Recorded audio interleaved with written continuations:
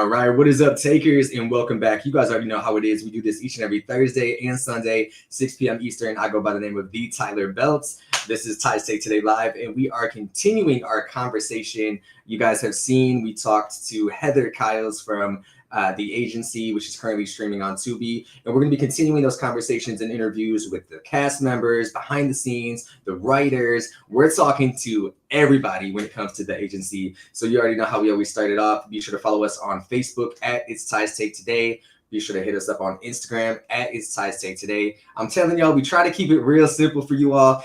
So if you guys haven't already, you can subscribe to us on YouTube.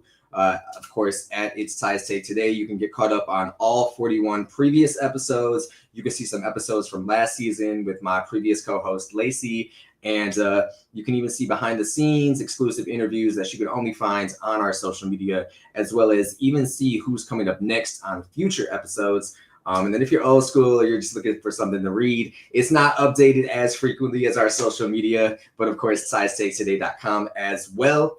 And if you're watching us currently live streaming on Facebook and YouTube, be sure to drop some comments, show us some love if you have any questions for our guest tonight, or even if you have watched the agency or you watched it several times, let's keep streaming it on Tubi. So be sure to share your comments and we'll pop them up on the screen throughout the conversation. That being said, we got through the intro, so let's go ahead and add our guest for this evening. This is Joseph Sheldon Quick. What's going on, man? Hey, thanks for having me. Yeah, absolutely. Thank you so much. I know you guys are crazy busy, probably always on set. So I just want to say props on the agency and just really thank you for allowing us to have some of your evening, because I know like you guys are all very busy. So we're trying to get you all on. And I really want to open up by just kind of like talking about you as the creative individual that you are and what really first sparked your love for film and the arts overall. Okay. Well, again, thank you for having me. And yes, I'm just going to comment on before the question, what you said. I have been very busy. This happens to be my only day off set this week. And I have one more next week. Then I'm booked for the rest of the month. Like, so it's very, for lighting, not acting. I did the lighting for the show as well. So it's been a blessing. You know, it's very good. But to answer the question, the start of my journey really was just a young kid who enjoyed cinema. You know, my dad was kind of a movie buff. He liked, you know, the old Westerns and the action films and stuff like that. And I still enjoy those, but I got, you know, a little more into this in depth of the storytelling. So it's been a hell of a ride. But yeah, just a kid loving cinema, watching, you know, movies with his parents, and that led me to want to start going into theater as a young kid, doing community theater and acting and stuff like that. So absolutely. And I know you go by Joseph Sheldon Quick. I was like, let me make sure I put in the whole name on this byline here. Yeah. But really, is there any specific significance that your name holds, especially when it comes to your creative identity? Well, my middle name Sheldon is for my grandfather, my father's father. So it's a family name. And there's more than one Joe Quick out there. So really, like, to stand out as like Joe Quick tends to stick in people's minds, just the name Quick. It's done me well. You know, it served its purpose. But, you know, I didn't pick it. So it's just one of those things where I was going through IMDb and some of my credits were getting misclaimed. So I put my middle name in there. I figured that was easiest. I didn't want to do a stage name or anything. So absolutely. And so I know you mentioned you're a professional gaffer. So for those that may not be familiar with the film industry, can you break it down in like lamest or simplest terms for what exactly that means, what you do, and what makes lighting such a powerful tool when it comes to storytelling? Yeah, of course. So basically, I'm a lighting designer. Gaffer is just kind of a term that the film industry uses. That term actually started over in Great Britain. It kind of meant the old guy on set, the know-it-all, you know, the guy who's been around the block. And it's just kind of adapted into the gaffer because we're the problem solvers. You know what I mean? Like the camera crew comes up with, like, the DP does the shot composition, and then, you know, they do the blocking with the director and the camera, and then they're picking lenses and all this. And I have to make sure that the camera sees what they're planning to see, because without light, there is no shot, right? So 'cause a camera's iris, like our eye, it's not as sensitive, so it doesn't see what we see. So we can manipulate that eye, and I basically paint with light to create a visual fabric for you to enjoy, and I do that hand in hand with the director and the director of photography. Absolutely. So I know you play Otis Stone on camera. Can you talk to us a little bit about your character and what was that process like? Because I know you did the lighting on set, but was there like what was that process like? Did you always just want to jump on camera and act as well? I Like is did. that I really did want to just jump on camera. Actually, I was only written into, I think, 3 episodes, and I would come up with joke ideas and run it by Matt, Emery, and Melinda. And Melinda especially was vital for this because she loves to laugh. And if it was funny, she was like, "Oh, we didn't think of that." Yeah, because I was really honed into my character and it was a very easy character for me. It was very much a reminiscent of my dad was a handyman, and some of the characters that he worked with or that I knew growing up, I kind of pulled from them a little bit. And there's a lot of me in there too, but some of the more silly and ridiculous things because I'm a little more self-aware than Otis is. But yeah, it was a lot of fun to be that carefree, you know. absolutely? And for you, being behind the scenes and doing lighting, how did that behind the scenes type of roles influence how you perform in front of the camera? Aside from like kind of taking bits and pieces and like, there's some of yourself personally within those characters, of course. Yeah. So with me, like I said, I started acting at a very young age in community theater, and I did that all the way through middle school, high school. I was a thespian in high school. So if I'm really dialed into a character, I can just turn it on and off, and I've been doing lighting for over a decade now, almost 15 years. So it's another thing that just really comes natural to me. And lighting for like a sitcom like The Agency is a little differently than lighting for like a cinematically for a horror movie or a drama, because lighting is supposed to push emotion.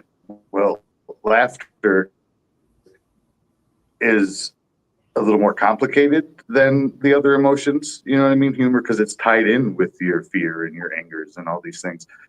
So the lighting needs to be a little more like copacetic, a little more flat, right? You don't want the shadows across the face or the Rembrandts or all that artful stuff as quite as much, unless you're pushing for like the real like grimy feely stuff. So the lighting was very straightforward, and for me, and I'm ask some of the crew, but I feel like I did a very seamless job of being able to jump out behind the camera and look at the scene, fix the lighting, and jump right back into where I was without really taking too much time, I think. Absolutely. Hey, I wasn't on set, but I definitely can second that just from watching the show. And I know you guys also filmed on location at 515 in Pronto.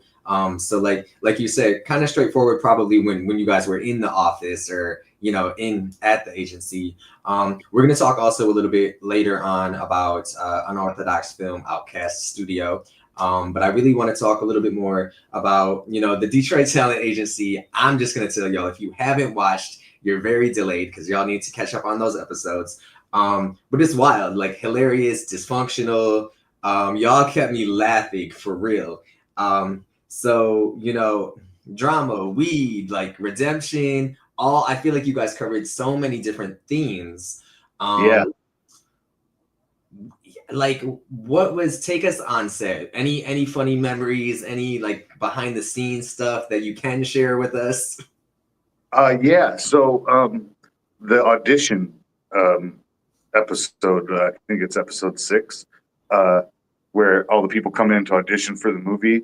There's a buddy of mine that has been trying to get back into acting, and he came and he spent like 4 hours there in character, to the point where everybody was coming up to me and asking me, because I was the only one talking to him, outside of telling him what he needs to do, you know, fill out this paperwork and wait here, all that. And they were like, "Do you know him?" I'm like, "Yeah, that's a buddy of mine. We've known each other for years." And they're like, "What is he serious?" Like he was in character, and they all thought he was so like seamless with this character that the DP, even Tennille, was like, "Is he okay?" Like, cause he played a wackadoo, and it was just so funny. And I'm so glad that it made the cut of the show. But he played Jeremy Braxton Pickett. And he was the guy with the plaid and the guitar, and he did the Riches of Richmond kind of parody thing. So yeah, it was really fun to see that happen, because people who were in on the joke weren't even in on his joke. You know what I mean? And that was cool. Absolutely, and such a wide, diverse cast.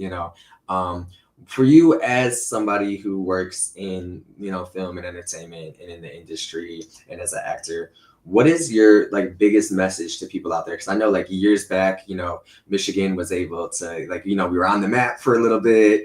There was the movie incentives. Why is it so important to you to make sure that we're supporting our local talent, whether that's behind the scenes, editing, on camera? Why is it so important to you? Well, I'm a Michigan native. I've lived most of my life here. As an adult, I traveled a bit. I moved away and was gone for about 8 years. But there's really no place like it. Having traveled quite a bit, especially for work, I love it here, and it's always, especially the Detroit metro area and Washtenaw County, Ann Arbor area, have been such a mecca for the arts for so long, since the 50s, really. And I feel like people tend to forget where a lot of this artistry comes from, because it's hard to make it here. So a lot of our really talented people leave to make it and then come back, because there's no place like Michigan. There's really not. Absolutely. And if you could describe the agency in one word, what would it be? Hilarity. Just pandemonium. It was so much fun to make, and we were on such a deadline with these. Like, we were going through shot after shot after shot. Like, we did so much prep because we wanted to hit the ground running with this thing, and it was just so much fun. And just, it was like a roller coaster, because we've all worked together before. We were very familiar. There was, even like where I hadn't worked with Kendra Renee before, but she had worked with Tennille, and you could sense that like togetherness and that trust. And because I have that trust with Tennille and so many of the others, like it bonded with everybody who I didn't have it with, just instantly. We were in this groove and just flying towards the finish line. And now here we are. And it's amazing.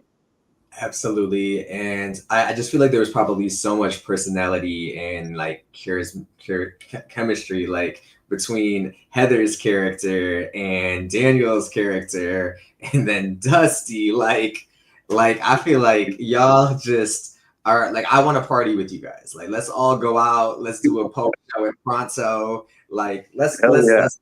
I, Pronto was so fun. Let me tell you, the staff there was amazingly accommodating. We tried our best to stay out of their way, but a film crew is invasive, right? Like, I'm putting up lights. They have a great light show there, so it was really easy for me. But the camera, again, doesn't see like our eyes see, so we need to raise the ambience and make sure that they can see it.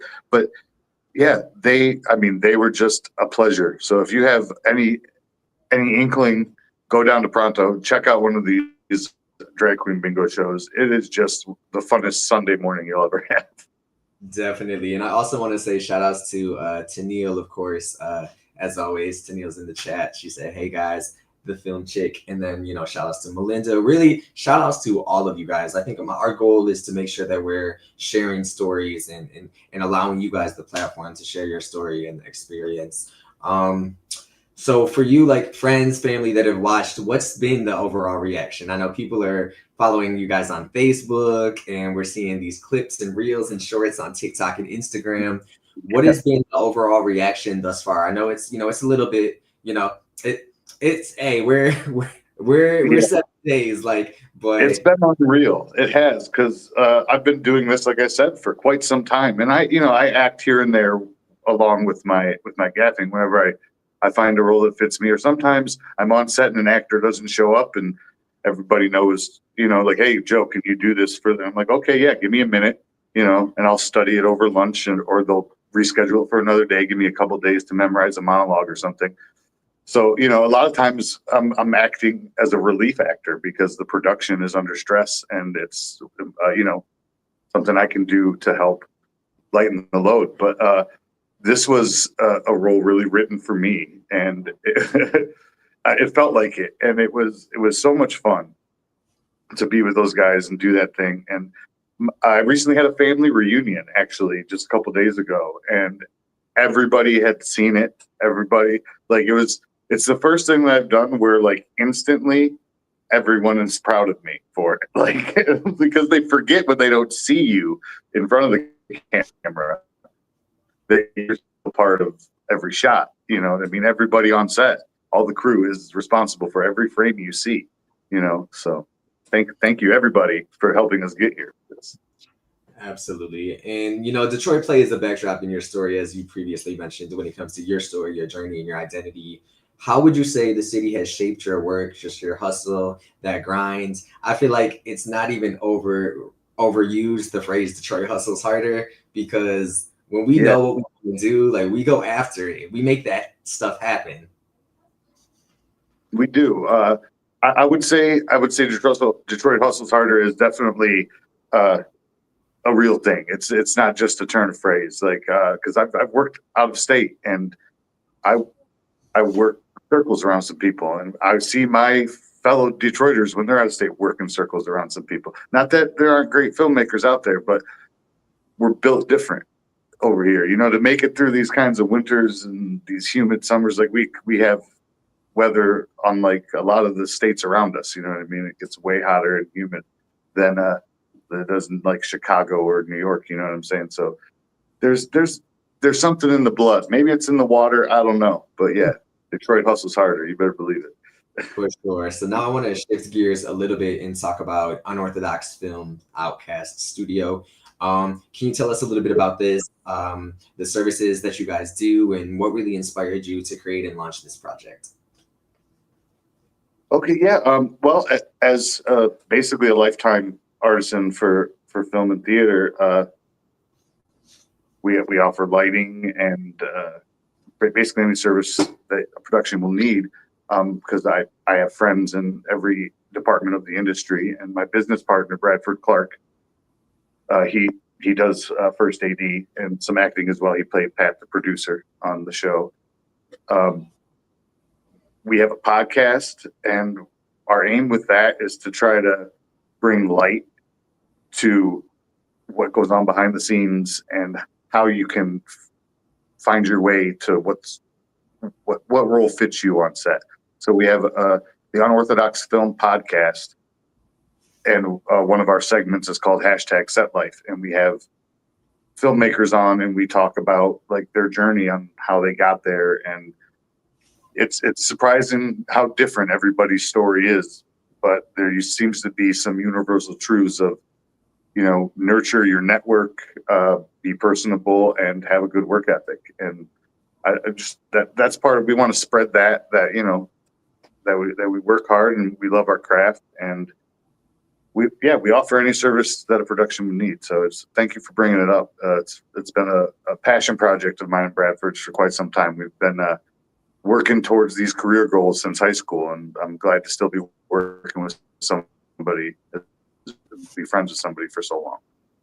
Absolutely. So I do have to ask Joseph, to you, what does being unorthodox mean? And how do you see that, like, that vision come to life when it comes to your philosophy and just showing up overall within any films or projects that you're associated with? That's a very good question, and it's something that Bradford and I had talked about a lot while forming the company. And one of our mottos for ourselves in everyday business is a quote from Pablo Picasso, which is, "You have to know the rules well enough to be able to break them." and know why you're breaking them, right? Well, I paraphrased at the end there, because you want to know why you're breaking them, right? You want to be unorthodox, and to me is to think outside the box, really, and to be a problem solver above the situation, like, because there's always going to be things that happen on set. No matter what you plan for, there are those variables. You know, there's the real world and what gets in the way of creating this dream world that we're filming. So yeah, I would say that unorthodox is just a different way to problem solve, coming at it from a different angle and trying to understand everything before you try to reinvent the wheel. Absolutely. And I know we talked a little bit about Detroit and how that has impacted or inspired or influenced your journey. But kind of back into that topic, what do you wish most people outside of Detroit understood about the talent and the just overall creative energy here? Well, that we won't stop. You know what I mean? We don't quit. We love what we do, and that's why we do it. So there's no stopping a train like that. You know, so you should probably get on it. You know, because we're not going anywhere. Detroit is never going to die. It's an old city. It's one of the oldest cities, and you know, we're coming. We're coming back. It's been a long time coming, but we're finally back on our feet. We're off our knees, and we're coming. We're coming. Look, be ready if you're not ready already. So also, you know, when it's let's talk a little bit about inspiration and legacy. Is there anybody out there that inspires you, or just your overall approach or work ethic, whether that's like filmmakers or just personal, you know, family members? Is there anybody out there that really like truly, genuinely inspires you? My wife inspires me. Shout out to Elizabeth Quick out there. I love you, honey. She perseveres every day. She built a company. She's a massage therapist. She owns a spa, but she works with veterans. She does catastrophic car accidents. Like, she changes people's lives for the better. And she doesn't just do that for her clients. She does it. I'm getting all choked up. She does it for her staff as well. She's like the den mother. She really takes on people's problems and sometimes forgets to do things for herself. So I tend to remind her, like, honey, it's your turn, you know. But yeah, she inspires me every day. Absolutely. I love that. Shout outs to her. And yes, definitely give me the contact, because the way I'm working, I need some relaxation. I'll shout it out. Yeah, it's justbeneaththeskin.com, and it's in Allen Park, Michigan. They do great work. She's looking to expand. So yeah. Yes, justbeneaththeskin.com. Yes, for sure. Online. I would say definitely plug that. Small businesses, local businesses, definitely. For you overall, let's talk about you know, your production company, your podcast, your role on the agency. What do you hope, you know, your impact has on the indie film world and even beyond? Well, we're seeing a lot of pushback from bigger production companies and AI. Really, they're shrinking down crews. People are, you know, losing their livelihoods from this. And I want, if anything, if you take anything away from it, is that you don't need the studio to back you to make your art. You can do it on your own if you build your network up and you trust your people, and you know, yeah, just don't take no for an answer. If you're meant to do it and you believe in it, you believe in yourself enough, you'll get it done. Absolutely. Drop gems. I appreciate that. So my last question for you before we dive into these kind of like rapid fire, lighthearted, this or that type of rapid fire questions. Looking ahead for you, what is next for you personally and professionally? Any like big major goals, risks, or dreams that you're getting ready to dive in? I know you mentioned not getting a break and being on set, so I know you've got some projects coming up. Hopefully, Heather and I spoke it into existence during our interview. We're already trying to get as many people to keep watching on Tubi and streaming it, because we're ready for another season. So yeah, I'm ready for season 2 as well. There's a lot of stuff cooking on the burners, you know, but I've got some big projects. There's one that's about to finish called Clay. It's a boxing movie based out of Detroit, and it's very, very heartfelt, very underdog story. That one's going to be pretty big film, I think. But I've probably got 7 other titles that I could, and I can't plug out everything, and some things are under NDA and I can't talk about. So really, just keep a watch, and please follow the podcast, Unorthodox Film Podcast, because I will push every project on there that I'm legally allowed to as soon as I'm allowed to, and we in the indie market we need all the help we can get. So thank you, Ty, for having me on. This has been amazing. Yeah, absolutely. And like I said, and when you can speak on those projects, and of course the agency season 2, we'll definitely have you back on. You're always welcomed. But I got some fun questions for you, completely random, and we're just gonna see what happens. First up, scripted chaos or improv magic? If you could only pick one. Improv magic, man. The agency, that was I was the king of that. Okay. Lighting a moody noir, no, I can't even pronounce it. Lighting a moody noir scene or like a glossy pop video?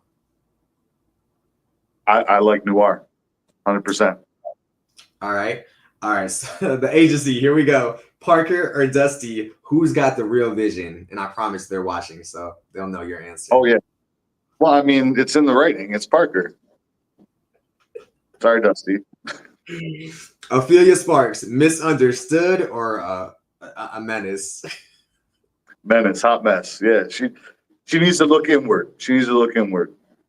Hey, you're just telling us the facts. So, who's more likely to save the agency, interns or stoners? If you could only pick one. Who's more likely to save it? The stoners. We're already saving it. Oh, client or agent? Where's the real power? Like, who has the real power, the client or the agent? I think the janitor has the real power. Yes. Yes, it is you. You have the power. Documentary or mockumentary? I love a good mockumentary. I'm a fan of parodies, so like I love to laugh. So like I'll make fun of everything. Sometimes it hurts, and I go, "Oh, I'm sorry." There was this YouTuber years ago. I think her name was Venetian Princess, and she would just make parodies and like different songs, parody songs and stuff. Hilarious.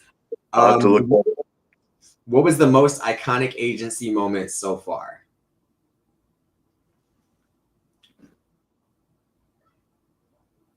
Most iconic. Fuck off, Bob. When she finally stands up to her dad, that really what I feel will be the driving force behind season 2. If we get our stream numbers up there and we're able to fund it. For sure. And then I have to ask, Ophelia, would you actually hire Ophelia Sparks in real life? I would hire Heather Kiles. I don't know. No, the answer is no. I love it. We're playing a perfect, despicable person. She was wonderful at being awful. So we'll hire Heather, but Ophelia, we're not going to answer that. So shifting gears, we're going to talk a little bit about Detroit. Belle Isle or Eastern Market? Oh, that's a tough one. Belle Isle. I don't like the crowds. I like to spread out a little space. I think I would have to agree with you. Detroit style pizza or Coney dogs? I'm gonna go with Coney dog. I like a flat pizza. It's too much bread. Okay. That's personal thing. No hate. Would you prefer to shoot in downtown Detroit or more like a hidden neighborhood gem? I love shooting downtown because it's such a challenge. It's really hard, and parking for crew, finding space, not being in people's way. You know what I mean? It's harder, but I do enjoy the challenge. Okay. If you could pick any local legend that you'd want to cameo in your next film, who would you pick? Any local legend? I think I've worked with all of them, so it's hard to say. Oh. Yeah, I'm going to have to pass on that one. I can't think of anybody right now on top of the hand. Hey, that I just feel says, like I'm just thinking of who did I not work with last? I Like, was going to say, right. Look, that's not a bad thing. That just means the resume and the credits are never ending. Um, I Detroit's do all right. Detroit Summer Festival or Winter Film Grind? Oh, summer for sure. Yeah, yeah. For sure. I do work all year round, but those winter days are rough on your body when you're outside in the elements all day. Yeah. I can only imagine. Um, what's always on set? Like, what is something that you always have to have on set with you? I'm sure most people would say coffee, but I'm not a coffee drinker, so I like a body armor sports drink because it's got no added sugar and stuff like that. I don't know. I need that. That's my set must have. Hydration. Absolutely. And lastly, if your life had a theme song, what would it be? For some reason, the theme song to Doug Funny is going through my head, but I doubt that that's it. I doubt that's it. Probably it would probably be a Stooges song. For sure. All right. And before we get out of here, like I said, we're going to go ahead and run through the comments. Shout outs again to Neil checking in, the film chick. As always, much love and support. And then as well as Melinda and Brandy said, keep hustling, guys. Shout outs to my mom. Look, and I'll apologize for her. She might have just joined, but she's always watching. She said, and I was like, do I even share this on the screen? She said, good job, Tyler. And he is cute. So shout outs to my mom. Mom, he's happily married, but we're gonna go get I thought she was calling you cute. Oh, thank you, Mom. it was definitely going towards you, but mom, keep it cute. And like I said, shout outs to everybody watching. Before we get out of here, go ahead and let everybody know where to follow you and let them know where they can listen to the podcast. We got your Instagram up on the screen as well. Yeah, the IG, you can always contact me there. I'm usually uploading some photos from behind the scenes when I'm allowed to. But Unorthodox Film Podcast, which is you can email the podcast or me and Bradford at on what was that?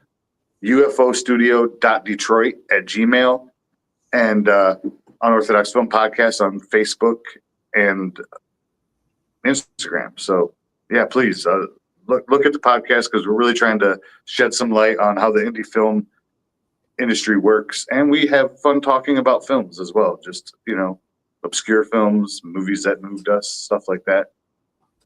Absolutely. And we'll make sure to link everybody to your podcast and your social medias within our posts so they can follow you as well.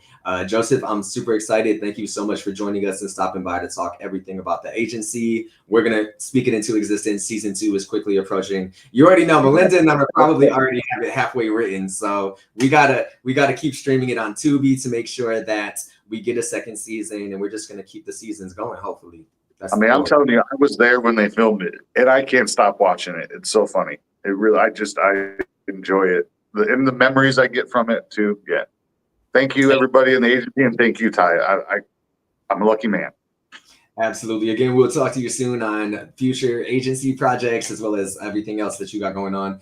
So I just wanted to give you your flowers and make sure that you keep it locked with us because we're supporting. Thank you. Thank you very much. Absolutely. That was Joseph Sheldon Quick. That's going to do it for tonight's episode of Ty's Take Today. I gotta adjust the camera a little bit. But be sure to check him out. He plays Otis in The Agency.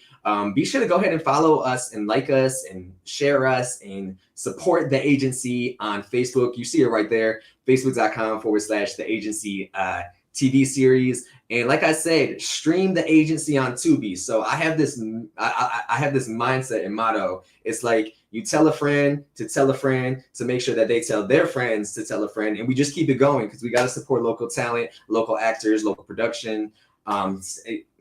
Look, that's all I got to say. Facebook.com, the agency, stream The Agency on Tubi. And keep it locked on here. Ty's Take Today Live. We're going to be talking to more of the cast members of The Agency. Like I said, before we get out of here, shout outs to my mom for watching. Shout outs for Brandy checking in. Shout outs to Neil And keep it locked because we've got more interviews coming up for you guys. So I hope you all have a great night. Be safe. Have an amazing weekend. It's the weekend for me already, so let's go. I hope you guys have a great night. And of course, thanks for supporting and rocking with us as always.